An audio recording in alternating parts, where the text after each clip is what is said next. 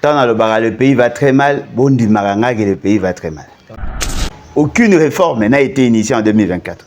2024, là, tout le monde est que maman Soumine a changé de couleur, il y a maquillage. On a constaté en 2024, on a constaté bateau bazaki ko vivre grâce à salaire à Bassi, bah remis bien. Mais l'essentiel des Congolais, rien n'est fait. On n'a pas réformé l'administration, on n'a pas réformé l'armée, on n'a pas réformé la police, on n'a pas réformé... C'est-à-dire que tout ce qui devait être fait en 2024 pour améliorer nos conditions en 2025, tout ça a été. Tout fait arabe, là, on m'a depuis le 1er février 2019. Bien, on a découvert en arrêta. Moi, j'en ai parlé, on a une vidéo, on a vu Sabino, on a vu Lelo et à Souka. Souka. Non seulement que les gens n'ont pas d'argent, Bilo Reza Romata, et puis Bilo Rango l'essentiel est à mauvaise qualité. On n'a pas de chance avec ces gens. On n'a pas de chance. Le remaniement aux favorable et en commençant par Félix Sekete. Ça va combien? 5 000. 5 000 francs. Demandez sur l'équipe 1,6 $. Alors qu'en 2019, la bonne année à 2019. Il y a 2018-2019. Tout ça m'a dit sur 0,67 $. Vous imaginez? Bilo est mati. Salaire est mati? Est mati. Ce que vous avez sanga. Ba papa bino pe baboti bosala ka erreur. Le jour où on a bobimpisaka mbongo ya mwa mobimbolé na mukomo. Lobe okomi sukole lanza. Netoza ba te belé ba même pas sûr que ba ofete. Noël bo moni scandale. Bon, on a ba cité attendre les alaki, ba ti ata moi ba guirlande ba décorer moi ba balaba. Et salamité. Mou toujours ya Noël atindi ba kosombela bango musuna soso na bloka malé ba balia na ndako. Po azui a omuna okute sengo. Makasi ka na musique, coura pesa pété. Non, fais ce qu'il y a même sur les babes na mboko yo. Alors ça vient de toke mabe. Moi ba donc ça va c'est la haine et tout ça. Yo so mona muta se pe na bureau, a se pe na muta ça mabe. Bino bolinga bolinga ngo boza 40 samo. Le long de tozawa, to wana na posa bolinga ba ça so mabe. Congolais a souffert tika golobate, a souffert pendant 364 jours. Ata jour moko bo pesa et sourire, bo pimeli. Même jour ya bonne année, bo pimeli et sourire. Oh, on va vous payer. Maman m'a tout n'a fait ce que. Na futa mate, toi na passe salaire mouké et tout ça. Azoloba, paye ça eyo azoloba onde muta. Oyebi ka ba futa mate. Oyebi. Mais incapable de repayer ça ba. Alors boy bisanga, mbongo bino bo dépenser. Et ça mbonga bana, ya batata bino te ya mbonga leta. Bo fungola je bo pesa ba biso to 5 000 mbongo la bino te. Bo pesa pe bandeko mususu pe ba zo payer loka olia. Ni situation toza nango ya embouteillage lelo. Situation à Banzela, tous en anglais lelo, mais tout ça l'inzélate 2025 années, d'après vous. Nanda fait ce que dit pour déceler les degrés à dangerosité. Et chaque fois quand il parle, je prends le soin d'analyser. Nathalie Ramus n'a bien que caméraman, Nazar a tendance à otika ya za musique. Nathalie Ramus n'a eu, oui les bosses d'ara sont à zoko sa mise est bête. Ce que est bête à écouter, a remis une expérience. Tant que vous et là on a sepeli, en tout cas, on a félicité Bino Makas. Vous avez été patriote. La population a dit à Félix que tant qu'on y a, qu'on peut s'habiller la promesse. Pour ma promesse, c'est d'abord d'actualité. Parce que tout ce que vous avez promis dans le temps, vous n'avez rien réalisé. Et donc, avant de faire de nouvelles promesses, commencez d'abord à exécuter les promesses. Félix que non, cette fois-ci, dans ça là-haut, on a lobby. Ce qui n'a salité. Bobamba biso, bobambanga, mabanga. Mais Félix Sekete a fait 7777 promesses. 7777 promesses. C'est quoi tant que ceux qui ont salité, au salango après ta mort ou pendant que tu es encore vivant. Au salatin, papa. Une promesse de trop. À cause si batugé, n'a autorisé bino, bossa mabanga. Oui, si procureur. Aussi procureur était, mais procureur Yebango, il a dépénalisé le fait à Obama Mabanga. Nga na obombelaye. Ça je vous le promets, hein. Allez gars, noebit na obombelo libanga. A dépénaliser Obama libanga. Bino tout boyo. Donc so bami Félix et ça sous fait infractionnalité. Parce que le kouta na yende mtetindi ya loba. Voilà magistrat suprême. Yami balé, aye ko ça bango ba promesse. A dépénaliser procureur ko landanga te. Yem talobi. Et là, monsieur les alliés vrais, les boy.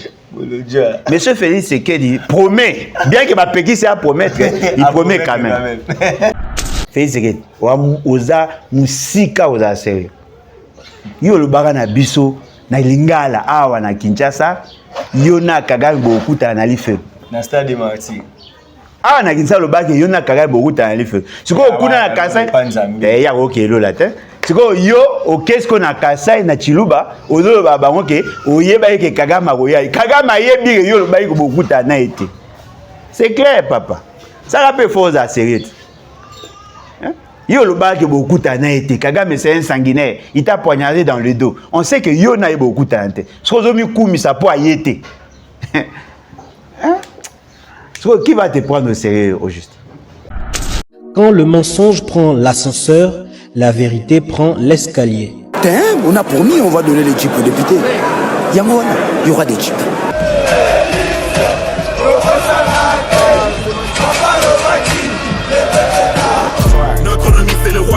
FRDC, Poumae, Munguna na biso Kagame, Congolais, Kangae, peuple Telema, Banguna Bakoti, la Mukati kama mpima tali politiki, Songisaki Bomoto, dans le korondenge kwei na maboko Banguna toza la bomoko, mutu moko tiako punde la Congo, soki biso mokote, tona nyongwa mutu te noko, ezapona peuple, bunda mwana mai, ezapona yona ye, ezapona ngai, ezapona Congo, ezapona Goma, ezapona Ruchuru kiwanja bunagana. Puissance ya liloba eleki ya lisasi mbote na bino nyonso bozuli bakuma alamu ya kolanda Archidic info bino nyonso bolanda kama solo ya politique merve na bino nyonso en tout cas ba abonné na biso toza penza na esengo parce que bozaki na biso année 2024 mobimba bozaki na biso botali be émission na biso bo commenter et be émission mususu bozaki pe mususu bo sepeli na invité te bozo senga mais boye barake batu nyonso bana droit ya oleka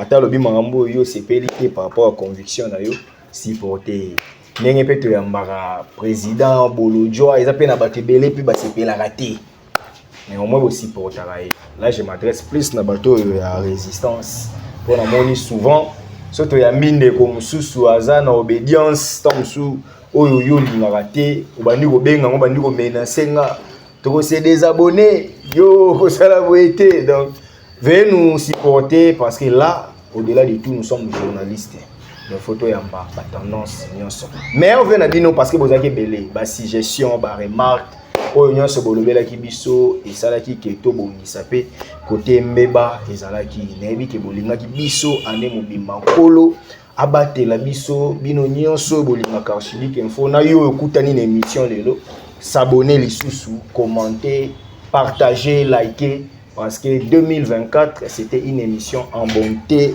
c'était plutôt une année où on a bonté na lolenge ya malamu elongo na bino malgré les pays malgré les états malgré nyonso to subir na mboko yo mais au moins Nzambe abateli biso na bino notre invité o azaki penza permanent et pas na biso na 2024 oyo avant qu'on te passe ses paroles to remercier EP parce qu'il s'est montré un bon partenaire à chaque fois qu'on avait besoin de lui azalaki disponible pour Nabiso c'est ngakaye ale kaka presque 2 jours 3 jours mais au moins nous avons harmonisé avec lui tout ça la une fois la semaine pour matière évolution nyonso il y a actualité beau raté épisode moroté avec notre invité président Alain Bolodjoa Ibola. Je dis pour na bateau pour découvrir biso Alain Bolodjoa Ibola zanani azali politique congolais azali président national il y a parti politique levons-nous et bâtissons parti oyo ezali komona makambolo lenge moko tena baza ko kamba République démocratique du Congo pour na bango il faut qu'il y ait les soulèvements populaires il faut chasser le président Tshisekedi il faut que le peuple se prenne en charge.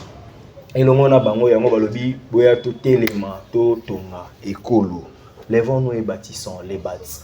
Président Alain Bolodjoa mbote na yo. Mbote ndekolangai mbote na balandi en tout cas merci beaucoup pour l'opportunité. Na profiter de l'occasion pour na souhaiter baver le meilleur n'a pas oublié de la République n'a pas victime à mauvaise gouvernance. Je commence d'abord par les militaires, les policiers, les enseignants, médecins, infirmiers, agronome. Bref, tout surtout baza délaissé. Tozui pe déplacer des guerres.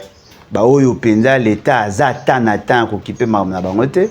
Et na victime nyonso ya guerre, en tout cas, te présenter bino bavé les meilleurs. Toza ko espérer que 2025 est année à rupture, année à changement radical. Très bien. Avant toute bonne émission, on a souhaité joyeux anniversaire à réalisateur Nabiso Starali Lima. Ah, joyeux anniversaire à lui. Joyeux anniversaire, on a dit que les deux ambotama na tellement lima musala, a outi gabe musale kende. Et là, la thé, le col là, jeune garçon, qui m'a musala. Tant musa ebi ki na suka émission peut-être au PCP cadeau na emba mo. Ah, félicitations Lima. Omoni bon, émission peut être tourner en andaku. Donc au PCP cadeau na miss na biso tout le monde. Ça c'est bien. Voilà, joyeux anniversaire aussi à Timothée Lenoir. Ah, yepé oui, namona ki vidéo na bien ka komo boyo yamba bape. Il faut la maman mo mo taper ça ba ngo yamba bape. Namona ki na meki ko benga e. Na benga pour na souhaiter. Aboyi penza. Aboyi. Mais to souhaiter on a joyeux anniversaire moi vidéo comme là. Logo remis fortement à Radical proche de Félix et qui na souhaité quand même le meilleur. Alain Bolo. Le Gonanga mais a changé. Oh, changé ma casse. Joyeux anniversaire. Yo le baki alongwaka na axe du mal pour yo mona kayo ndira la penza na union secrète. Ouais. Na ozela. Ma prière continue. Basé belé. Basé belé na chaba ma bonde. Na moni déjà Manix yenda azu délivrance Chris Mukenda azu. Na sambela pe madame Arlette Odia azwaka meke sur na axe ya semi mal donc je continue à prier na sambela pe pour héros Loire. Basé belé très ka ba sambela misusu batika eposo na taki ba yo lo ba na beta maso 2005 na tie ba pe mabonde. En tout cas, si vous avez belé babongo mutema en 2025 la révolution va accélérer. Alain Bolodjoa to banda nanu na kosala moi rétrospection il y a 2024. Alain Bolodjoa oza pe pédagogue to ko avancer na noté to ça na moi bilan. Janvier 2024 ti lelo décembre 2024 ndenge ni nomoni mboka ko kende na tous les côtés za opposition et za na majorité za na peuple. Au moni évolution exacte en 2024. Non seulement te connaître retard, mais il y a une dégradation de la situation. Ok. Tant dans le pays va très mal, bon du maranga que le pays va très mal. Okay. Est-ce que vous savez qu'en 2024, il y a eu plus de 3 400 000 naissances? Ok. Bateau, Bakoufi, moins que 3 400 000 naissances. C'est-à-dire qu'il y a accroissement de la population. Ok. Demande et Mati sur tous les plans. En 2024, on n'a rien augmenté en fait. Ni en termes de transport, ni en termes de maille, ni en termes d'électricité, ni en termes de logement, ni en termes d'emploi. C'est-à-dire que dans tous les secteurs, il y a eu dégradation. Là où on avait 5000 km, le revenu à 3800 et quelques kilomètres de route au ESA, presque en bon état. Vous comprenez? Mais il quantité à maille, autozaki nango ekiti, mais nombre de baksam. Quantité d'électricité, autozaki nango ekiti, nombre de baksam. C'est-à-dire qu'il y a augmentation, il y a demande, mais l'offre diminue. Et dans tous les secteurs de la vie. Ce qui veut dire 2025 est l'année à grincement des dents. Parce que déjà au départ, on n'a pas investi en 2024. Aucune réforme n'a été initiée en 2024. 2024, là, tout le monde est à que maman Soumi a changé de couleur, il y a maquillage. On a constaté. 2024, on a constaté, bateau va peindre, qui va souki belé, va changer va peigne. 2024, on a constaté, bateau bazar qui vivre grâce à salaire à Bassi, va remis bien. Mais l'essentiel des Congolais, rien n'est fait. On n'a pas réformé l'administration, on n'a pas réformé l'armée, on n'a pas réformé la police, on n'a pas réformé. C'est-à-dire que tout ce qui devait être fait en 2024 pour améliorer nos conditions en 2025, tout ça a été. Non, mais bota sikoyo, situation toza nango ya embouteillage lelo, situation bandela toza nango lelo, mais to sali nzelate 2025 ezande d'après vous. Tokende sikoyo na ba secteur ndemo lobi. Olobi réforme salamité na administration, mais apparemment na ba sondage où ils ont circulé là ba réseaux sociaux, l'IAO est parmi bato yo, batie ba cocher bango très bien. Ouais, mais les réseaux sociaux, ils vont le balanga na administration. Non, parce que dans les réseaux il y a un réseau social. Non, mais attendez. Il y a des gens qui ont plusieurs identités sur les réseaux sociaux. OK. Parce qu'on est noyé, Mouto a voté 3 fois. Parce que sur le taille, bataille des pèses, Bazali, a 13 comptes, il y a Yemo. A Fingio na Linga, a Fingio na Chiluba, a Fingio na Linga, a Fingio na Chiluba, Tina Suka, Yozo Kansaki, il y a 13 commentaires, oh, ils ont Moutou Moro, m'a changé l'identité. On ne peut pas faire le sondage na Congo à partir d'Internet. Et puis, on ne plébiscite pas un meilleur ministre par rapport à sondage. C'est par rapport à la réforme initiée et sur l'incidence sur la fonctionnalité de l'État. Quelle est la dénomination et le ministère?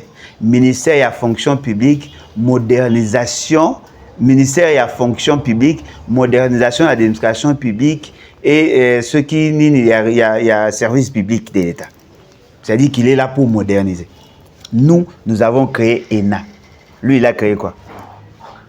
Vous qui? Non, nous, avec Kishombicho.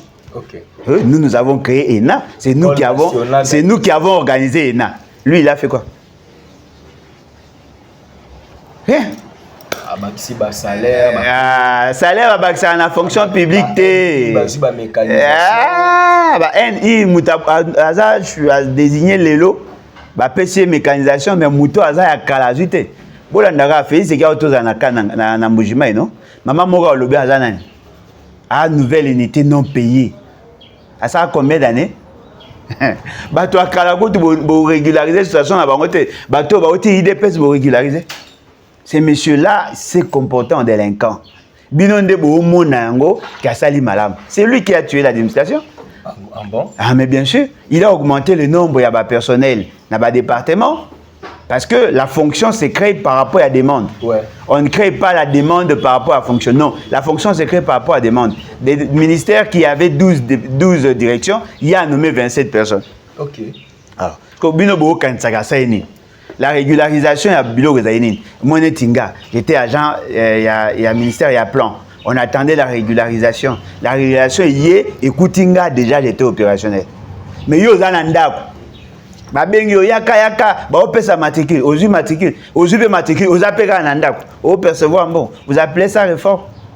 Est-ce que hier so botuni aibi statistique ya nombre ya bateaux basalaka pour le compte de l'État alors qu'on comparer nombre ya bateaux ya régularisé na nombre ya bateaux baza effectivement en opération actif habité papa hier na sepelani ka pona bugi et puis azaka soka azoko tambola soka komi pemé na bureau a quitté à côté na taxi. C'est pas ça la réforme. L'administration a pu fonctionner normal. C'est un ministre simple, papa. Non, effectivement, on le dit bien, un ministre simple. Un ministre simple. Simple. Et ça, simple, et à simplicité. Et ça, simple, et à légèreté. Au moins, et là, quand ils arrivent, le jour où on va redresser l'administration, tout le monde va les sentir. Ok. Parce que l'administration, ils ont le quoi? Ils ont le quoi squelette.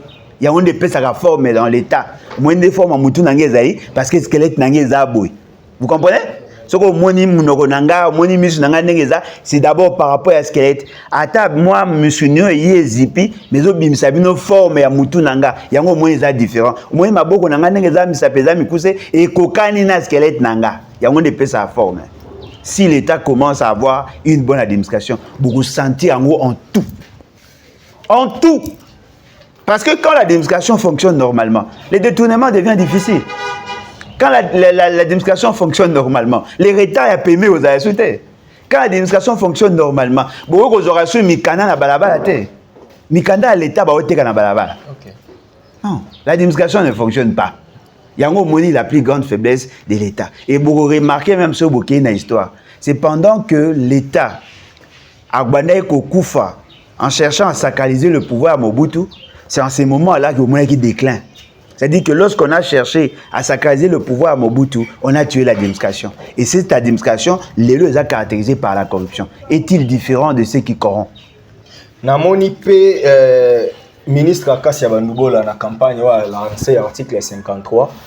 Il y a que les sols et les sous-sols et la propriété exclusive de l'État, tout ça. Mais dans la dénonciation, il y a une administration au moment où chef du bureau d'enregistrement a aussi le document pour appeler ça titre au moins bateau nyonso balaka bakonzi bafutaka te abe mona paisible citoyen pour ça la ba nyonso par exemple c'est $1000 $1000 en effet qui est dans l'administration c'est vrai bon peut ba mo ba code par monde ba sali mais une partie qui est dans l'administration mais so sali ya bakonzi bafutaka te siko bazo ba ke eza pas si so bozo bloquer biso ke faut nyonso le kaka na banque pour te collection na banque ndenge c'est que ba dossier ya bino ba konzi ko bandoleka te alors so ba reprocher nani parce que le ministre azo lo parce que côté guerre na ba dignitaire ya mboka alors boye ya lingini anga kota guerre na banani ah mama obandi olelaka siko non ya azolela ah en tout cas faut ba futa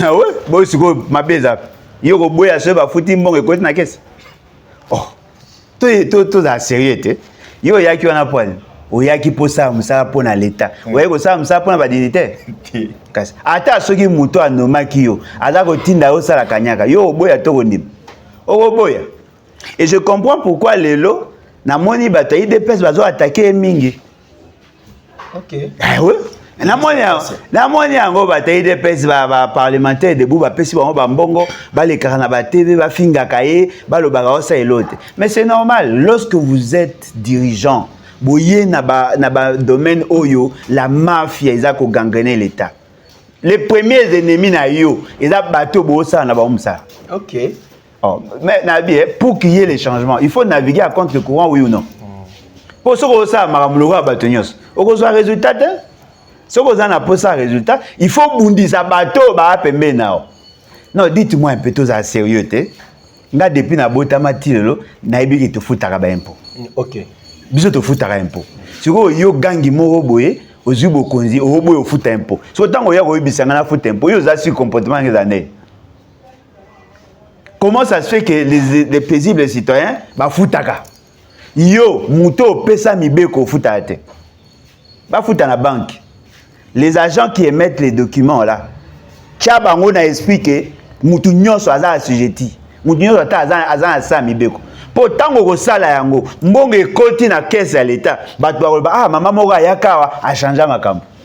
Mais soki yo zaka na culture nazo banga nani puisu mwisu so iko nani. Mwabilu akoloba, oh tout ça, oh Steve Mbika akoloba, oh ça elote.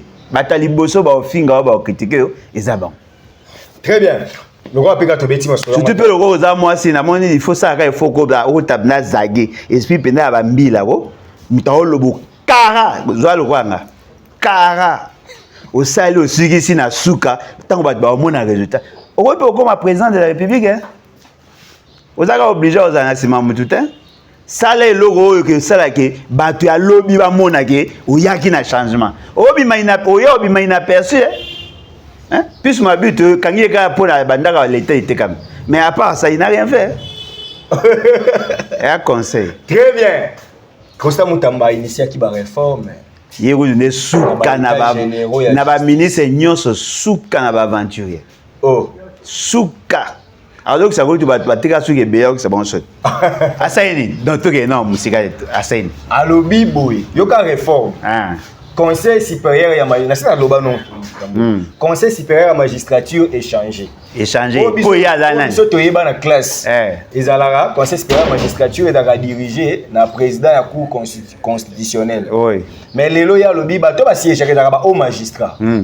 Conseil d'état, cour de cassation tout ça ya lobi na bato ba na ba tribunaux. Na ba tribunaux. Na grande instance ouais, cassation. Na ya lobi na conseil supérieur magistrature dorénavant.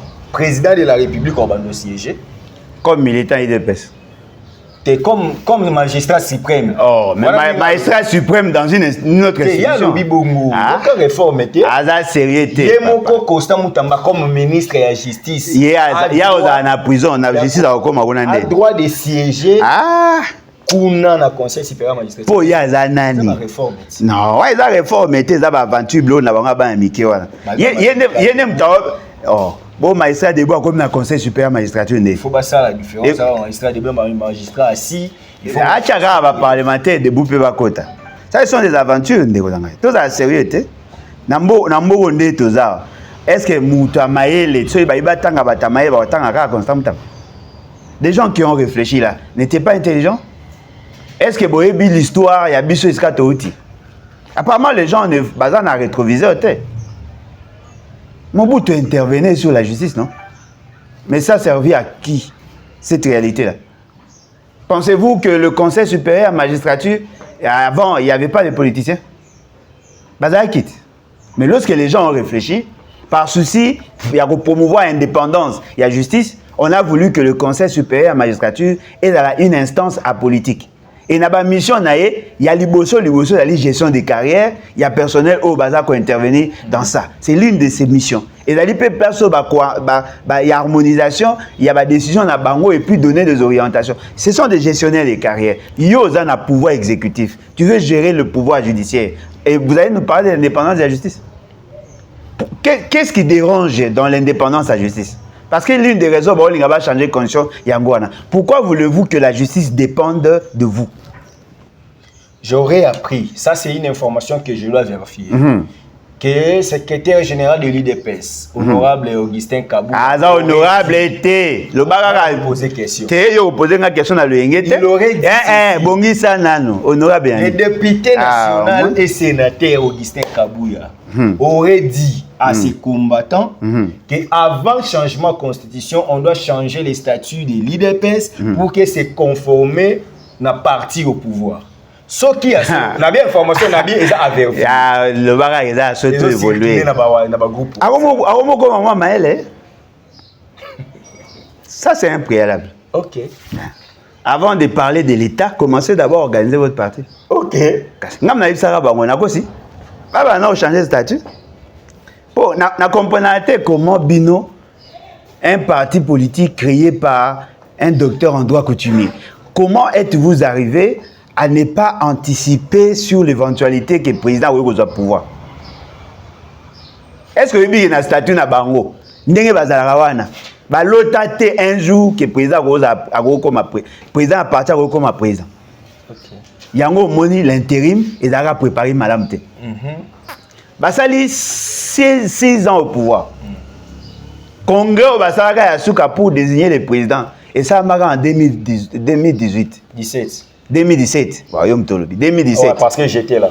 Il faut ça. 2017. En 2017, en 2022, mandat il y a congrès ici. Mais depuis 2022, l'UDPS a causé le glissement du président. Et puis le président a eu fonction en 2019 a commis président de la République. Mais il n'y a pas un mécanisme de remplacement. Il va créer un intérim. Et dans cet intérim, c'est le secrétaire général qui assure l'intérim. Mais ce secrétaire général-là ne l'est pas en réalité. Kabou Yadali double ad intérim. Aza secrétaire général ad intérim, Aza président ad intérim. Oh. On a évité un école d'administration, on a moins de bêtises. On a prêtre intérim. Double ad intérim. Secrétaire général ad intérim. Secrétaire président AI. Expliquez-nous bien. Donc, il a été secrétaire général en remplacement à Kabound, qui était devenu président AI. Si vous accumulé. Non, c'est ad intérim. Ah non, secrétaire titulaire. Après, Abakisi sous ad intérim. Intérim na départ il y a Kabound. C'est-à-dire ad intérim au carré. Ad intérim. Au carré. Oui, formule bien. Pas de désordre.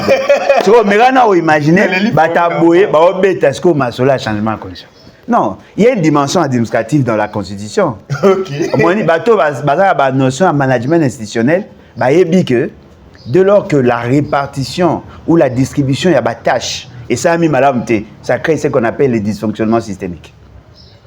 Le président AI, chez nous, est ali réglementaire, est ali statutaire. C'est-à-dire, on a un président, on a 2 vice-présidents. Si le président n'est pas là, les statuts énoncent les principes intérim. C'est-à-dire que de plein droit, le vice-président précédent, il y a quoi assurer intérim. Pas assumer, assurer intérim. Au début, mandat combien de temps? Et les cas 6 mois.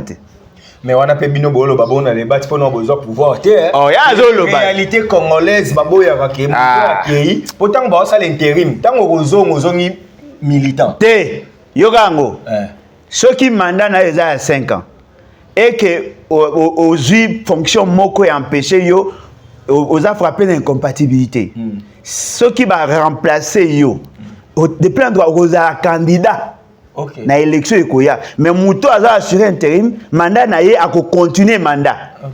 C'est comme ça, c'est simple. Ce qu'on me imaginer fait c'est qu'il va pogné en 2017. A commis président en 2019. La fonction a frappé l'incompatibilité. Pourquoi n'ont-ils pas présenté quelqu'un pour les remplacer? Parce qu'ils ont une famille. Tu peux voir que jour à Zonga la partie. Ata Zonga ingaka Zonga na 2023 papa. Maintenant na ngesi la 2024 na janvier. Parce que mandat na ekuna ngesi na 2022. Anga sous président. Oh, ata soki ba poni yo lelo pour 5 ans. L'autre en 2024. Aussi maintenant aussi en 2025. Mais ce que j'ai fonction moko incompatible. Ouais bani en 2025 et que mandat nango aussi en 2029. Naturellement, tu ne peux pas assumer. Sauf peut-être ce que tu as fait la fonction. Non, voilà. À qui ça, 2 ans, 3 ans, tant que président. Là, on peut comprendre. Mais même dans ces cas-là, la personne qui doit assurer l'intérim, il doit être revêtu à légitimité. Donc, ça, tu comprends bien, président Tshisekedi et en même temps président de la République. Et président IDPS. Parce que jusque-là, il n'y a aucun acte qui a suspendu et qui a annulé l'acte. Peut-être qu'il a suspendu sa participation au parti. Ouais. Mais il n'y a aucune décision contraire. Il a congé. Effectivement. Tout en restant. Zoara le roi qui IDPS et Yebi qui c'est qu'il est malade. Il reste président, mais il y a quelqu'un qui assure la fonction. Au moins, bah, tu as des ordres. Est-ce qu'on a posé une question? Binoku Bouana m'a l'été, il a organisé un petit parti, il y a moins de 1 million d'électeurs. Il y a 1 million de membres. Comment arriverez-vous à organiser l'État? Suisse Mouko Babagi, so basali signature, ba commencer à 10 millions, récolte à signature. Ah, mais récolte à signature, moyennant quelque chose. De nous, tout est sérieux. Récolte à signature, n'a fiche d'engagement, n'a fiche d'adhésion.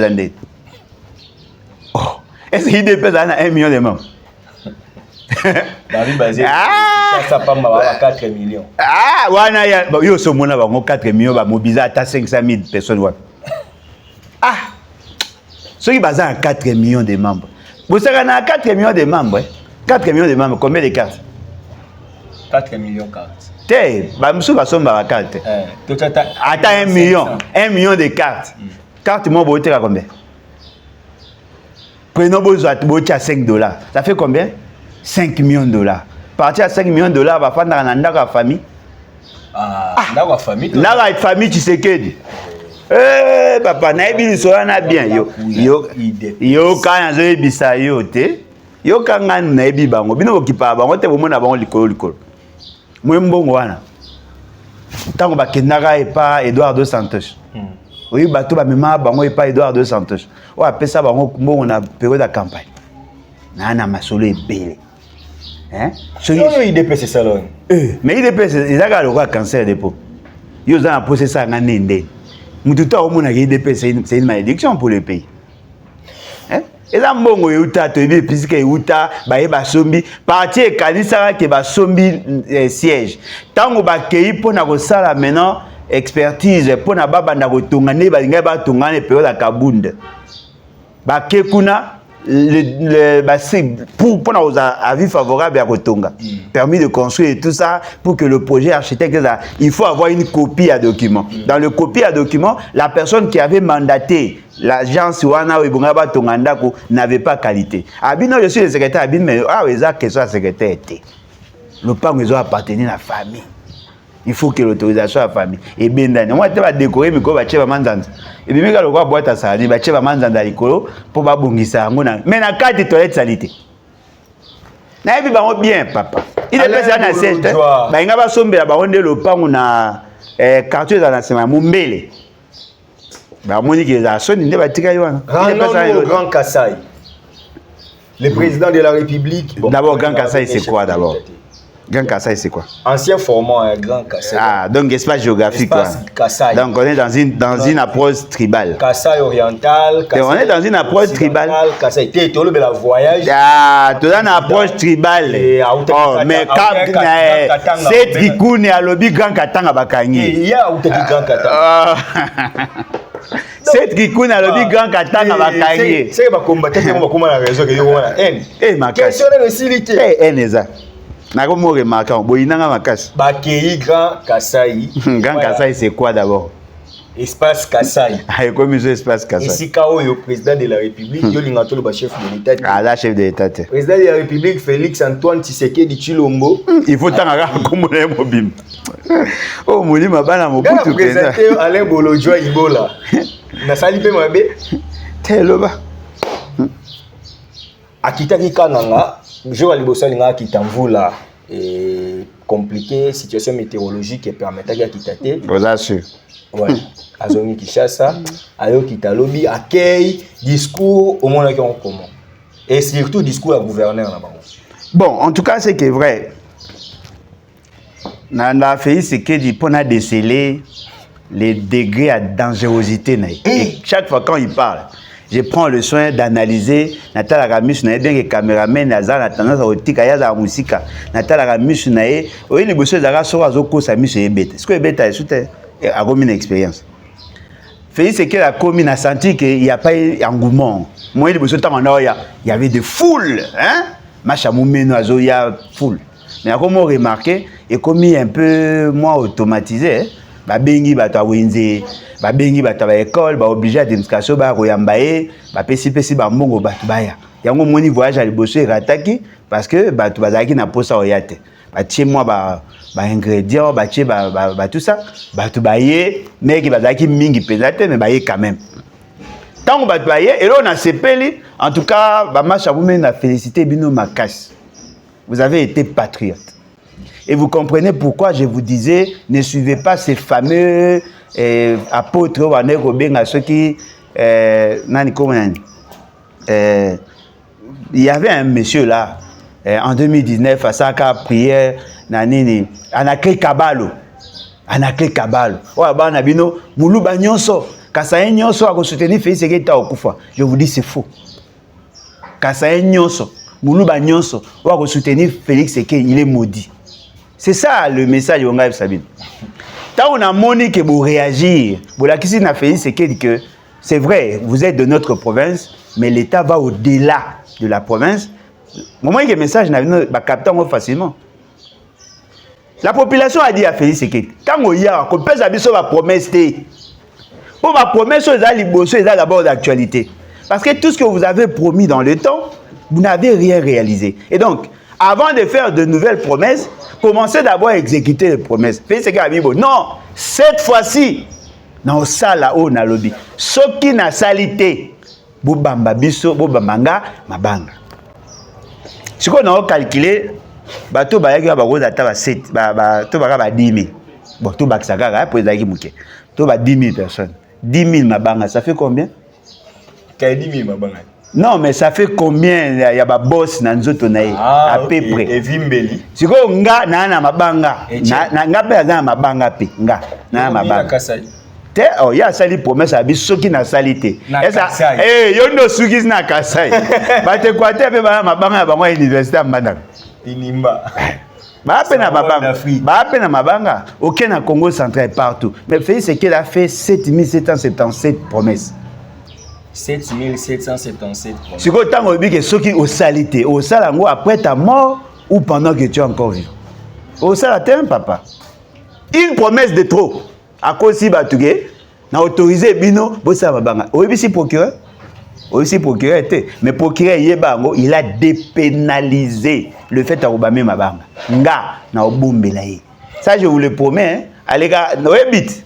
Na obombelo libanga na obamote me na opesa mutu yo yanzo lobate a dépénaliser obambaye libanga bino tu boyo so bami Félix eza sous fait infractionnel té parce que le kuta na yende mtetindi ya loba voilà magistrat suprême yami balé aye ko sa bango ba promesse a dépénaliser procureur ko landanga té yem talobi et là monsieur les ali vrai ezali boye. Monsieur Félix Sekedi promet, bien que ma péki c'est à promettre, il promet quand même. Alobi, barrage à Katende. On a banda kotonga barrage à Katende. C'est Kabila. Ouais. Mambaka moyen c'est pour des complications. Et banda, et kata, ba équipement ezali, ba iba et tumbama, alobi ki alo si sango. Si ça, mais le coup, mais aux a PK et pas, yo te po yo mto banda ite. Projet yo bandagi. Ndela ya kosangisa Kasai Kalambambuji. Toyo kaka mikolo eleki ki misali bandaka. Oh, misali bandate. Fait c'est qu'à Kosaka. Qui vous dit que cette fois-ci mambo le bao Kosate? Parce que ayebi que tant aingai koya. L'abbé o ya Kasai. Wa uto yambaye. Abbé Blaise Kande. Blaise Kande, voilà. Alobaki de ke boya na ba discours te, to lemi ba discours na bino boya nde osala misala. Lokwa ba moni ke ya alobaki abebisele terrain, ba menacer bango afingi bango bandoki, alobi onyo salobi après na suka yambi po ebisele non tata boma moto na financer. Ça c'est de la corruption. Il va pas changer. Ta la forme non mona rai. Alors changer c'est quelqu'un qui est déterminé. Alors, totali sikoyo par rapport il y a réalité oyo les Kassaïens ont relevé. Okay. La question de route. Savez-vous au moins que Mbujimaï a eu plus de 40 km, 40 km de route asphaltée. Avez-vous une idée sur le nom? Il y a la plus petite province de la République démocratique du Congo. Kassai oriental.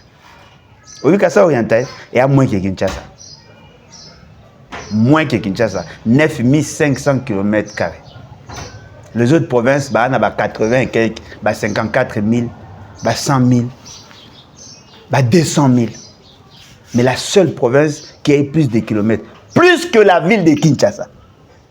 Kasi maman Dominique Mounongo qui construisait chez vous. Il a fait bah. Bon, on construisait chez vous, n'a bon on a eu.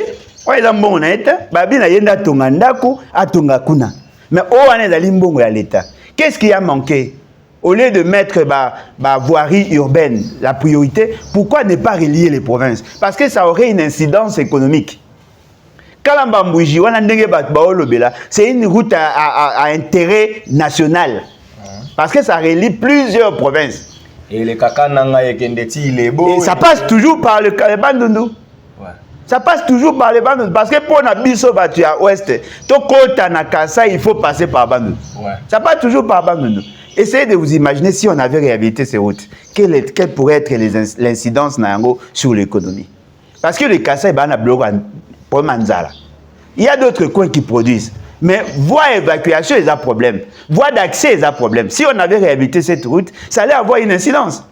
Est-ce que vous savez que si on réhabilite cette route, ça pourrait aussi éventuellement aider les provinces telles que l'Équateur et autres? Il y a beaucoup de marchandises dans la vie à nous.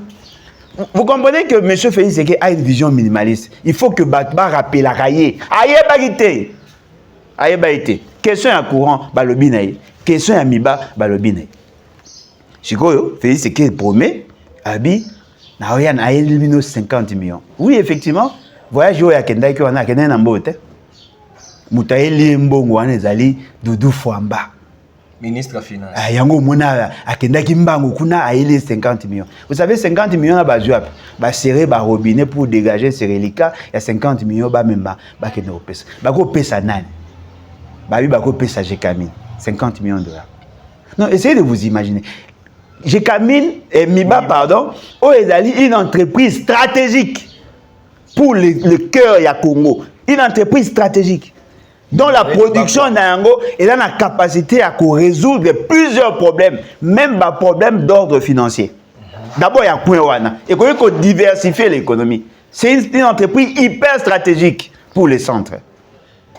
Il y a 50 millions pour nous relancer. Mais Félix Tshisekedi a blagué, a joué avec l'argent pendant 6 ans. Vous pouvez imaginer Félix Tshisekedi à faire dépenser l'État plus de 5 milliards 400 millions de dollars dans les futilités. Alors qu'il savait, lui en tant que ressortissant Yakassai, parce qu'il a agi en tant que Moutou Yakassai, a coupé sa 50 millions facilement dans la première année. Ça allait avoir une incidence. Boyogasko aventure. Qui est à la tête, Yajekamine? Il y a Amiba. Charles Okoto Olola Kombe. Le dernier PDG Yamiba avant Liwa Laurent Désiré Kabila. DG, ouais. PDG. Ah ouais, à l'époque, ouais. Si vous pouvez imaginer, ce monsieur n'a pas été clair dans la gestion à cette époque-là. Beaucoup commissaires, PCA. C'est lui pratiquement qui vont gérer avec le DG cet argent-là. Quel est le besoin en relance à cette entreprise? On a besoin de combien?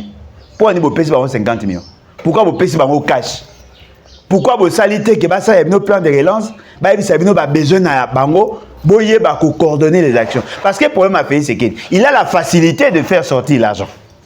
Mais il n'a pas la capacité de jouer sur le contrôle, de veiller sur l'exécution fidèle. Il y a le bac au départ. Vous imaginez combien de millions de dollars au Bunga avant que tu me sales les battes. Ok.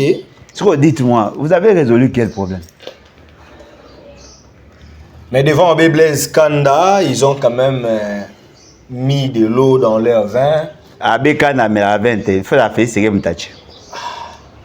tu es banité. Kiré à Notre-Dame à Tchénassé. Babi bazo tonga pe église kuna. Apparemment ne boye ba bien té. Moi batouana Des sorciers. Ah mais oui, il faut être sorcier pour supporter le président de sa pays, c'est que il est bango. Neti yo président sorcier. Ah mais oui, il faut la sorcier. Il faut la sorcier pour tolérer le président de sa pays, c'est que bateau ba sorcier za ba tolérer le président pour ba lo gamboka. Il est bango. Batouana Bazali animé par le souci de voir l'amélioration des conditions de vie de leurs membres vivant dans la communauté. Vous comprenez? Ato tongeli bango échanger l'autre. Mais la période à Mobutu a financé l'église catholique la période à Cardinal Malula. Après échanger l'autre, après Cardinal Malula, et là qui na Echaout. Kabila pas ça là ba avantage. Apparemment échanger l'autre, après Tchao Mosengo. Apparemment peut changer pe l'autre. Après papa ya hier nani ambongo. Apparemment peut changer l'autre. Bazora mbongo te, après ça va peut mbongo ba financer certains projets de développement. Ba autorise 1 million par diocèse. À Kosi. 47 diocèses. Wana Bemba mtalukuta. Yo moi te les autres déformés à Kosi. C'est-à-dire que tel que nous sommes là, boye bango, faire du bien à l'église ne change en rien les conditions de vie à la population. Pour une église, pour battre au Sambel. Mais il y a une place qui a été juste. Abbé wana a changé. Oui, tout le monde est ça mais il faut le boisa. Pas ça il va te dire boyamba bango te. Bayambi e pamba te bayambi po alobaki. Et puis vidéo na biso nous to partageant. Il a dit un message fort, on a soutenu ça. Alors est-ce que le problème il y a le baguette? Une autre question dans la mobilité de la gestion de la chose publique. Président de la République Félix Tshisekedi a appelé les membres du gouvernement. 54 membres du gouvernement, les PARSEC, les gardes du corps, le conseil de ministres na Kasaï oriental. Donc, vendredi, conseil des ministres Salamagi na Kasaï oriental. Une très bonne chose quand même. Mais question aux opposés, et ça justement pour relancer notre débat. C'est-à-dire que les institutions se déplacent pour aider Félix Tshisekedi à aller fêter. Félix Tshisekedi, attendez, Félix Tshisekedi est en congé. Comment? Mais oui, on a congé. Félix Tshisekedi est en congé. Il y a une rubrique dans l'administration, mais bien sûr, Félix Tshisekedi a droit à congé, il aura congé comme tout agent de l'État. Dès que vous avez un agent de l'État, est-ce que papa a fonctionné? N'est-il aventurier moi à l'écran dans l'émission moi? C'est-à-dire que Félix Tshisekedi est en congé, accueilli qu'au fêté na Kasaï. Alors, on déplace tous les gouvernements. C'est-à-dire qu'il y a 54 membres du gouvernement. Autant cabinet na bango dese ezamuke poser question mais ndimanga ezamuke oh premier ministre akota mona 4 personnes d'après premier ministre akota mona 4 personnes premier ministre atambo na 10 personnes yo no mo bakisele ba 10 le reste on a batambo na ba 3 4 personnes non mais multiplier ça fait combien des ozo bani amuke bongo secrétaire général du gouvernement est-ce que conseil ministre ko ça masangi yaza yefaza azakenda yemo papa c'est comme on imagine ceux qui na bureau ya muto ba 3 personnes alors que garde corps moko ba ke belé ba ke na moyenne tikaka bongo garde corps pa bongo siko di kaba zate di kaba zate kab ne pe faga ke ai Baken avion. Baken avion. Air Congo. Air Congo. Ba réquisitionner ba avion alors. Économique. De ba réquisitionner ba avion. Ba sombi ba billet. Ba réquisitionner ba avion ba sombi ba billet wa papa. Ba futa maïté ba futa quoi ba futa billet ba sombi ba billet. Yo za na preuve. Logo za na preuve te tiranga le bon na oyo. Ça dit que ndenge za wana batuana ba réquisitionner ba avion ba ke ko voyager pour ba sa réunion. Oyi poani ka po fi c'est qui a linga ke ndo fêter na Kasai. Non, dites-moi, soki bosali tika sina loba. Soki est-ce que ça obligation? Le quoi ça na congé? Pourquoi pas que OK, c'est maintenant tout ça la conseil des ministres, on va renvoyer les matières na conseil des ministres Zoya. Quelle est l'urgence pour va déplacer? Est-ce que vous avez une idée sur le coût? Ils ont pris des hôtels, ils ont loué des véhicules. Hein? Il y a des dépenses, ma frais d'émission. Vous êtes en carence, on a besoin en Mongo pour soutenir l'économie, payer les autres agents. Voilà pourquoi vous dépensez plus de 60%. Kakapon ce n'est pas normal. Bon, ça on peut conférence, le conseil des ministres. En vidéoconférence, comme peut ça la tête. Mais premier ministre a pas Yokanga.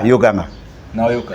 Si on comptabilise le nombre de conseils des ministres que ça, en réalité, comment il faut comme Allemagne d'Afrique.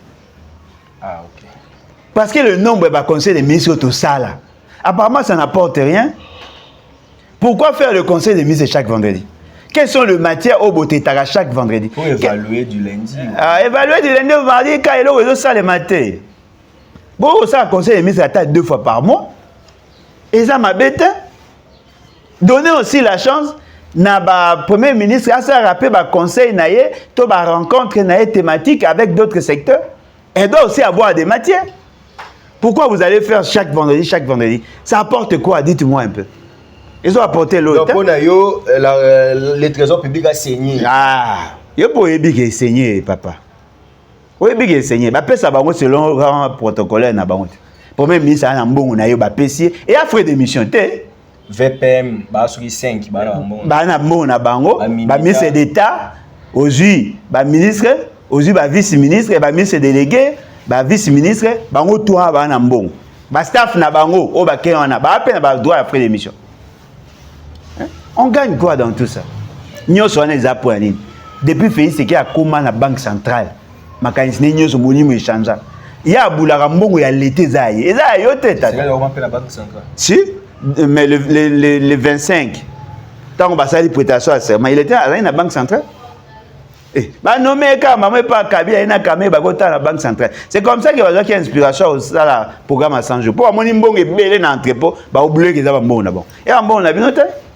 Pendant ces temps-là, les enseignants, les professeurs des universités attendent l'amélioration des conditions de vie.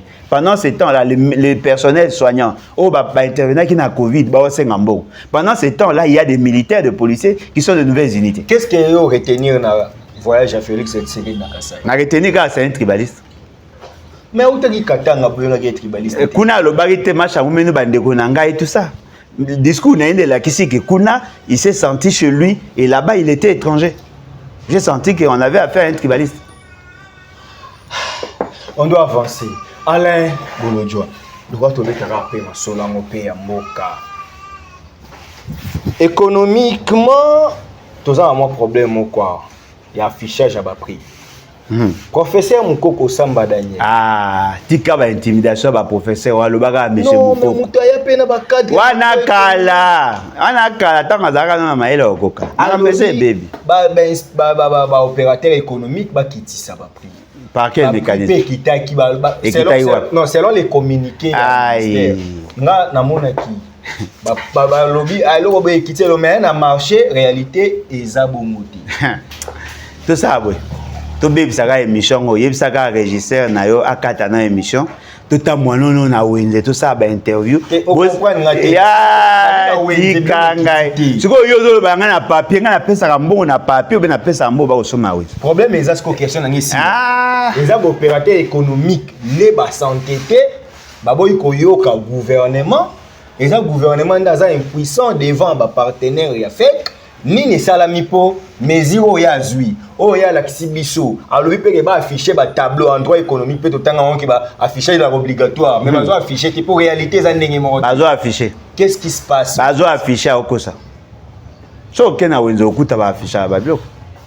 Okuta penza chez Moul 75 000. Okuta eza. Yenda na bateau ba ko vérifier té. L'inspecteur économique. Au comprendre. Il n'est pas sérieux papa.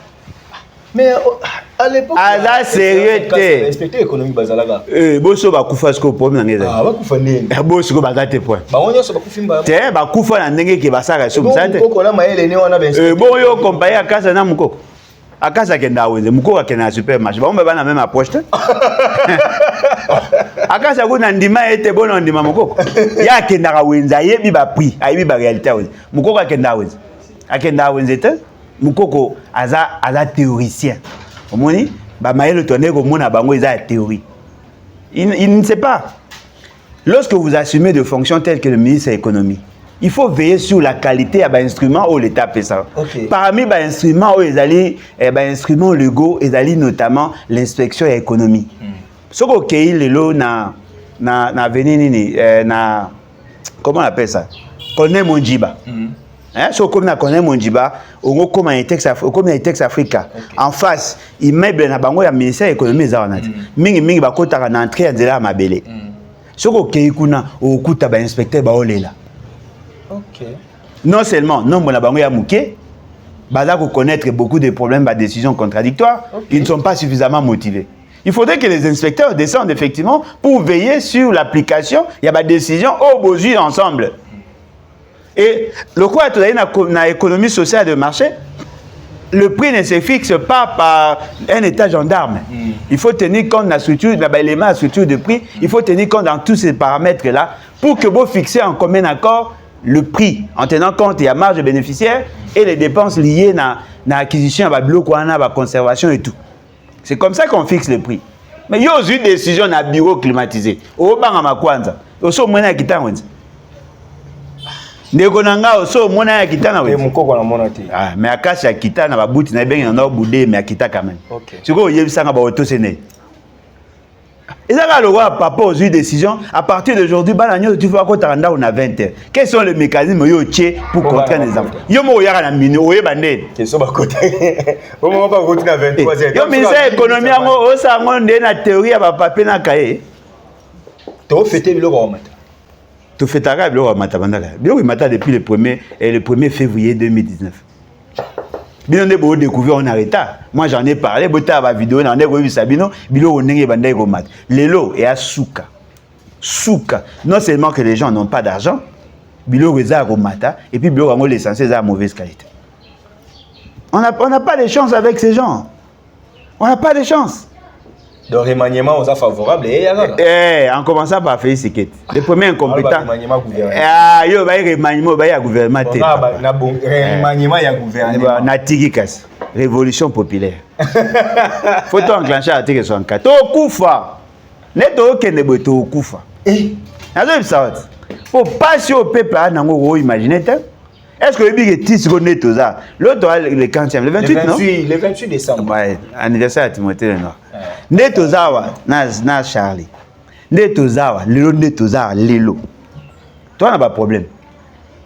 Il y a beaucoup de Congolais qui ne savent même pas ce qui est le 31 ou le 1er baoliani. Ouais. Bah même pas d'espoir. Ça commence combien? 5 000. 5 000 francs. Demandez sur l'équipe 1,6 $. Alors qu'en 2019, la bonne année à 2019, il y a 2018-2019, tout ça m'a dit sur 0,67 $. Vous imaginez? Bilo est mati. Salaire est mati? Est mati. Ce que vous avez vu, papa binope baboti bosala ka erreur. Le jour où on a bimpisaka mbongo ya mwa mobimbolé na mokomo. Lobe okomi sukole lanza. Netoza bate belé ba même pas sûr que ba ofete. Noël bo moni scandale. Bona au moins na ba cité ata nzale zalaki ba ti ata mwa ba guirlande ba décorer mwa ba balaba. Et salamité. Mou toujours ya Noël atindi ba kosombela bango musuna soso na bloka maleo ba lia na ndako. Po azui a omuna okute sengo. Makasi kana musique, coura pesa pété. Non, fais ce qu'il y a même sur les babes dans Bogoyo. Nazo sabino nde toke mabe. Moi ba donc ça va c'est la haine et tout ça. Yo so mona muta se pena na bureau, a se pena na muta ça mabe. Bino bolinga bolingo boza 40 amo. Le nde tozawa. To wana na posa bolinga ba ça so mabe. Ah. Mboke ke mabe. Il faut ba se ressaisir. C'est pas comme ça. Congolais a souffert tika golobate, a souffert pendant 364 jours. Ata jour moko bo pesa e sourire, bo pimeli. Même jour ya bonne année, bo pimeli e sourire. Oh, on va vous payer. Maman moko tout na fait ce que. Na futa mate, toi na passe salaire muke et tout ça. Azoloba, paye ça eyo azoloba onde muta. Oyebi ka ba futa mate. Oyebi. Mais incapable de repesa bango. Alors boy bisanga, mbongo bino bo dépenser. Eza mbongo bana, ya batata bino te za mbongo leta. Bo fungola je bo pesa ba biso to 5000 mbongo la bino te. Bo pesa pe bandeko mususu pe ba zo pe eloko olia. Hein? Bo ende ba vivre na mukili. Ozolia balinga ba olia te. Bo souffrir na obésité, c'est pas bon. On change le chapitre. Chapitre a bien ndé yangwana ya passe à peuple. To ko changer chapitre to lo ba soni. Félix Tshisekedi il savait déjà que Kagame a Luanda. Mais a Memi bon contre lui. Après avantage il est allé dans Luanda à Yumate. C'était Félix Tshisekedi. À Yumate makenaki Luanda pour montrer au monde que Kagame c'est un aventurier. Kagame ne changera jamais. Ya yebaki ko ya te yenda lekela gen esprit ya o ya kenda. Wana lobi pona batakasai. Pona ba Congolais nyo. Te aloba pona ngata bana mnoko ngayo kate. Abi pona batakasai. Siko aloba no pona biso bato ebi. Fezeke wa oza musika oza sérieux. Yo lobaka na biso na Lingala awa na Kinshasa, yo na Kagame bokuta na life. Na stade Martyr.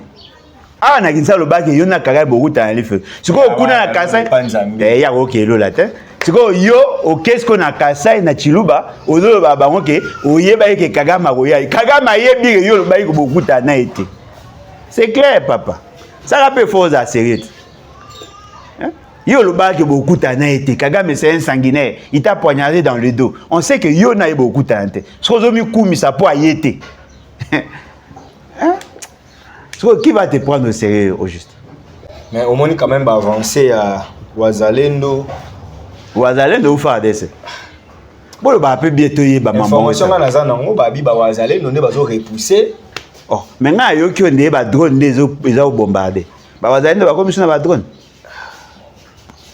Bon ba rebelle ba kokate ba kimi de bandade bazo kwena ba embuscade bazo kufe belé et ba récupérer ba territoire moins belé ba territoire mais ils ont 4 territoires ils ont concerné tu récupérer combien?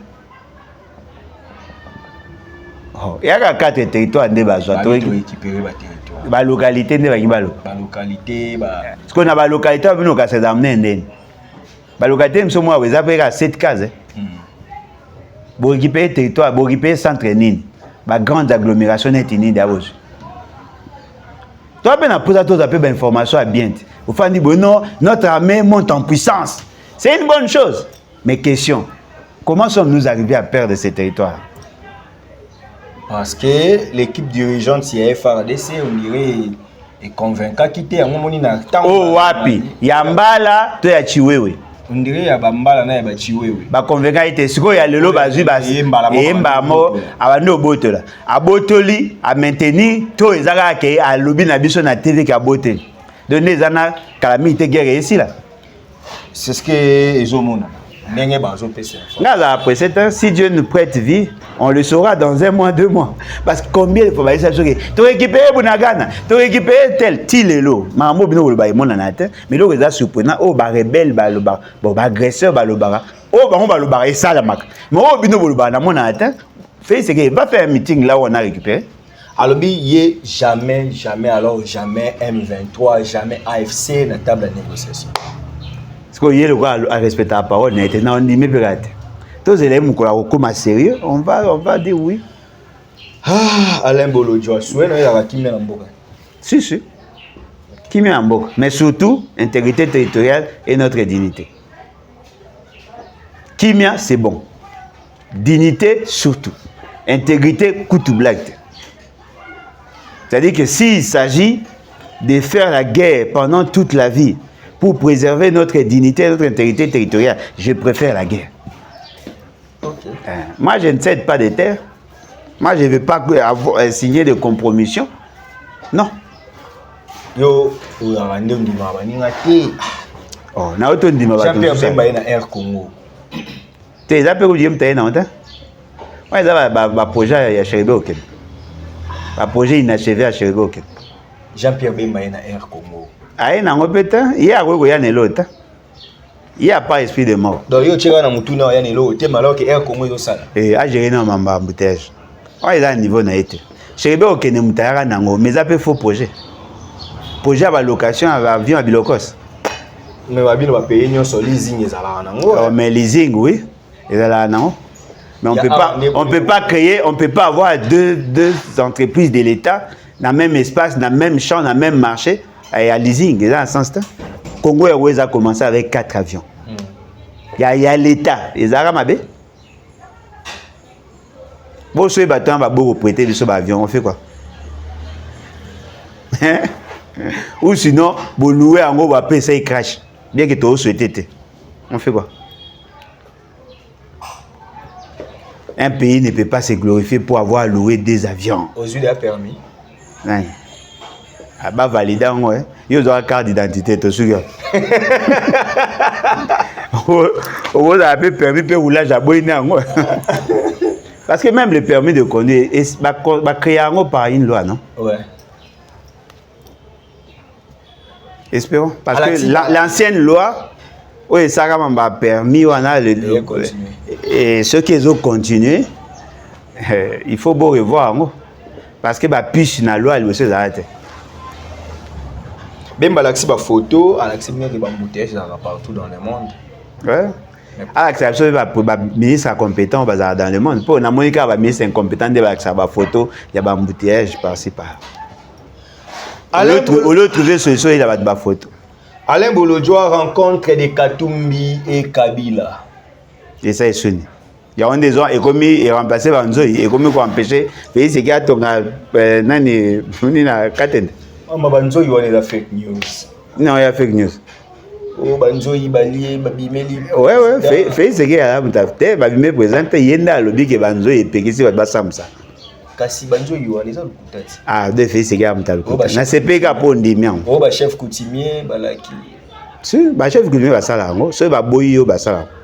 Mais il y a un pouvoir suprême. Ah, pouvoir sur le chef coutumier. On a pouvoir sur le chef coutumier. Bah, c'est les premiers sorciers. D'ailleurs, ça sert. Il y a un papier, c'est un docteur qui me colle.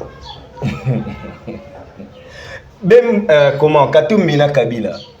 Cette rencontre-là, il faut adhérer. Il faut une énième rencontre. Ouais, c'est bon, il y a Sika Ezali. Visiblement, après la réconciliation katangaise, au deuxième fois, au deuxième fois, bon, mon photo. Publiquement. Casse. C'est bon, il y a un problème dans les années. Moutouma a Bengaranga. Abenga Mtalebat aux États-Unis. Abina est président na Bango. Que bazo comprendre pourquoi yo ozo boya kabaninga na yo opposant alors que bango baza pour ça bo sangana po benga na Félix Tshisekedi yo lingi nanga te ozo loba ozo modire nanga baboma nanga alors que bango bazo ma nanga fa benga na Tshisekedi nga baba bomana ah wana ya lobaki yo lingi Kabila te ozo boya Kabila sanguinaire Kabila za axe du mal yo Katumbi za sérieux te sco finalement yo ozaka agent ya Tshisekedi na opposition po ye muta parti no mokazo comprendre otagana ye bisa longa parti so apesa une cotisation ay sangana ozongse ye bisa longa parti ah sérieux un homme sérieux ne peut jamais dire ça. Comment un parti politique qui prône le voie démocratique a soutenir la rébellion? Ouais, sérieux? Il s'est appartenu à l'autre. Si on a vu qu'au pays comme on a eu, on a vu que ça y est, on a parti. On a comme un dictateur poney. Alors, comment on king? King. King of Dallas. Il s'est allongé. Hein? Retire-toi. Tu n'es pas digne d'être membre de l'EBAT. Oh. L'EBAT est soutenu par les rebelles. Siko Kabila la Katumbi bro. Yo so baki kanani nanga. Alobaki pe. Kasa sangisit. Na voice. Neti ngai boye Alain Bolodjoa, ngam na défendre peuple. Ngam na défendre peuple, ngam na boya babo ma peuple ko ngena ko soutenir muto wa nanga. Mais nanga a créé Félix Tshisekedi, oui ou non? Kabila a créé Félix Tshisekedi, oui ou non? Si vous prenez aux Lingangam, na obudisa bango, nandima. D'ailleurs, avant que tu sois comme membre de parti, position la chose à rien. On soutenait Moïse Katumbi. Et Moïse Katumbi, on peut comprendre. On soutenait Kabila et Nanga. Mon côté, il faut que tu boya Nanga na Kabila. Il y a changé. Le roi Gab. Moi, il y a une blague. Ozu mandoko bomi ba Congo nga na yo soutenir nga parti ba bengani na bengani ete pona na pouvoir bengani ta longwa nde ye moko. OK Alongo biso na parti ba longola mambo bete alongwa nde mo King of Dallas babi longwa ka papa keka okote pa nanga biso to soutenir nga ya bola ko soutenir rebelle bozo talonga bozo nga na pete obende. Moi je suis sérieux dans ce que je dis so na boy lo na boy mutu nyonso akota parti aibi position na biso so omoni mutu akomolinga so bosanga na nanga oyaka oyaka non kamususu oyaka pona parti ta. Les gens disent que Kabila na Katumbi c'est encore une rencontre hypocrite ou quoi aboutir non pe na unité opposition. Oh yo ndozo est-ce ba on ba bi bazana posa unité opposition ba on ba basanga. Est-ce Kabila na Moïse Katumbi ba représenter opposition? Baba opposant, baba représentant opposant. Kasi ba gros poisson dans l'océan, mais na mer eza bangota. Na océan de baba gros poisson, mais na mer eza bangota. Kabila na international Moïse Katumbi na international. Ngata c'est ça. Soki betil bana OK. Bonga za nsima c'est ça. Tepo ba tolo baba bibino bokango sera bloc na bino na ba sesanga ba linga musu bondi mabangote. Mais ceux qui osa clair te ton dimonde. So osa clair te ton dimonde. Osa clair, mais so osa clair te. Nga simamutu te, na zalaka simamutu ya batu kala. Et c'est chance. C'est pas bolenga encore. Kala, na jamais bulambo, wa bloka kala. Lelo, on est derrière les idées. On n'est pas derrière les gens. OK. Alain Bolodjoa, on tend vers la PCX est à partir de son pote. X est à partir de on est à Zolongwa, déjà tant qu'on a l'émission. Ah, OK. Ex-membre à partir de Alain Bolodjoa, dossier, forage, ministère public requiert peine, 5 ans, 10 ans. Ça bientôt. En tout cas, je suis à Congo, ça bientôt. Mike Kassenga, beta 10 ans, yo mona basala 20 ans. Ça bientôt. Yo liga 20 ans. Tu sais, à cause de la paix à vie, il reste en prison. Parce que Nicolas Tika, il a fait ce que ça bientôt. Mais Nicolas, il est innocenté. Innocenté, nini. Pièce nini. Yé so ba bise bimisa mbongo ya bimisa. Ya bimisa mbongo, ba bimisa mbongo de manière échelonnée. Ya bimisa mbongo du coup poani. Oso ba bimisa ka parti, après ba évaluer ba bimisa parti, et nga ke aider pour récupérer ta moi ndambo. So ba tcheka on a 5 paliers. Yo zo pesi du coup. Yo ndo BBC contrôle. C'est lui qui doit contrôler sur la conformité à décaissement. Et là pour il est ami à Félix Tshisekedi comme la justice est à Maboko naé, il en fait ce qu'il veut. Ça c'est en février déjà tu rejoins suite il y a commission où il faut travailler pour les réformes constitutionnelles. Février hein? Et coïncider bien pour na février peut convoquer congrès fondateur après révolution populaire. Bino bana. Le peuple. Tu convoquer congrès fondateur pour na février Félix Tshisekedi au Longwa. Soka Longwe, tu convoquer le congrès fondateur pour nous remettre l'institution en transition. Tu t'indaille na retraite reste en fonction. À condition que la constitution le dise. Si la constitution n'est plus là, Félix Tshisekedi ne sera plus là. Qui est celui qui lui interdira de changer la constitution? Le peuple. Le peuple. Comme Biba yesi bino mbongo, bo atakaka, amona ba politicien moi ba lelo. Si yé peut to côté na liste ba du photo critique. Eh, Moussala. Mais qui bino pardon pour na soutenir Daniel Bumba. T'es assez un pardon, t'es? T'es peuple. À se pendre. Abi Bumba. À se pendre. On est là pour discret. Tu es bête à sérieux. Yé aza garçon ya Kabouya. Parce que Mirano imagine Kabouya yé monde na zorae. Toi attends. Ami c'est le meilleur politicien en 2024. Ouais na agence ya pesa qui va financer bon pour ça sondage. Ah mais na moni on va na réseaux sociaux. Papa réseaux sociaux nationalité identité va te la passer difficile à prouver. Meilleur politicien pour avoir fait quoi? So, bien à ta meilleur député na au professionnel tant à ta Eliezer. Pour Eliezer au moins bien garo babilobia ma oloba quand même. Meilleur na fait ce qui a robi mat. Fait ce qui président. Au ma meilleur na période de fait ce qui a ça. Et simba. Toi aussi ces missions en question à Alexis Guizao. Asa esoni ni yewan. Asa esoni. Azo va améliorer Moussalati. Kende azo kende. Beau frère à Félix. Na leki leo na nzela bayaka na ngiringiri na sosa. Asosa. Ne niveau mabulu na bebaki. Donc maye ko tati na. Fief à Miss Makotam. Yango lo repeseka Miss Kanda ça y question orale avec. Abi funa mointe. So question orale avec débat pour nous soutenir Michigite. Pour Michigi Mtabandaki. Hein? Bon, on a état d'âme, trop d'émotions dans ce que vous faites. Ça vous rend ridicule. Mouninga abandi na idée. Bobo vous soutenir, Mouningo bimisa yo po bimae o comme vedette. Yé a déjà avancé, yo yé na simat. Hein? Et puis il y a beau frère mon cousin. Et puis ça mon cousin. Tout le monde a qui na ba rencontre au Koutanaï. Yé ça mon cousin, yo ça papa, beau frère on a beau luki ata musala, a comment ata quoi do quelque part ou ba ça so compagnie na ya o teka so ba glace. Et vous appelez bien. Hein? Comment vous avez mis vos responsabilités, vous avez la question orale. Question orale avec débat, ça veut dire, c'est quoi? Il y a une motion là-bas. Hein? Bon frère Nabinot. Binot Bolinga va ta nationalité de terre. Mais bien sûr, parce que bataille de pèse baboy. Il de pèse sanga babi ba kosimba était pas da beau frère chef.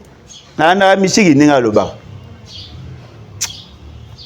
À cause du mot ya Tchad na la peine. Vous soutenir ba miyibi. Bon, vous avez un peu de mais si il a un pouvoir, il y a une opposition. Vous s'appelle l'autre. Il y a une opposition. Oui. À quoi remplir la terre?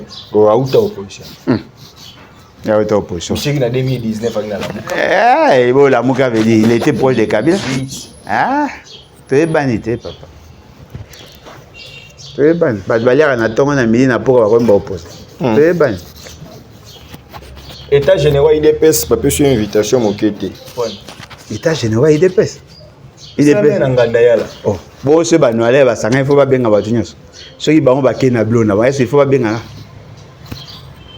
Mais yo quand même parti pour que on dit ma pe ba collègue nous ba dans état. Ba collègue na ngata. Ba ko eza association des criminels. Nga OK kunata. Momu yibo ayibi mbonga l'état ya banzele za mtana. Muto ayiba mbonga Covid ya mtana. Non, le temps que vous avez mis IDPS. IDPS. Vous me routez un père. IDPS va pire. Il y a une photo changée dans la Constitution. Les photos, on va faire sécurité. Constitution est dans un rapport à IDPS. Oui, il y a surtout banni pour une révolution populaire. Bango tout, on a garage. Pas tout convoquer congrès fondateur. Tout va fandi. Maintenant, comment reconfigurer l'État. Pas ici, de tirer une institution en place. On gère pendant 2 ans, 3 ans. Après, ici, on a les PAF. Tu fais ici, le peuple congolais, comment se sentir sourire. Tu s'organiser en 3 ans. Paf, tu sali guerre na Rwanda. Tu venger bande onabiso ici, tu fais ici au Kimia, tu négocier ce que. Et ça, c'est quoi? J'ai une peine fandi possibilité de avoir financement, crédit pour développer leur génie. Ça serait une bonne chose. Moi, je vois l'État congolais. D'ici 2025, 2030, un État organisé, structuré. Aidez-nous à vous chasser du pouvoir. C'est ça le mot de la fin. Aidez-nous à vous chasser de pouvoir. Aidez-nous. C'est ce que nous attendons de vous. Voilà. Très bien. Merci. C'est à moi de vous remercier. C'était notre invité Alain Bolodjoa. Vous avez aimé cette émission? Dites un grand merci à Ingénieur Starly Lima qui l'a réalisé et nous lui souhaitons heureux anniversaire. Donc c'est ce qu'on allait dire. Joyeux anniversaire à toi, Ingénieur Starly. Merci Nabinonyo Sobolandi Bisso. C'était un réel plaisir de savoir que vous êtes là très nombreux en train de nous suivre, partager, liker, commenter. Je sais que je reviens encore. Et l'année prochaine, tu vas aller sur la trotte pour tout ça. La bino musala soki nzambe ako koba couper sabiso. Pema nabo moy. Ngana bino tokutani très prochainement aussi sa émission na Roloba. Peuple congolais mi bundela. Pour ceux qui ont mi bundelité, mutako bundela yo azate. Puissance Liloba et l'équipe Elisasi. Merci.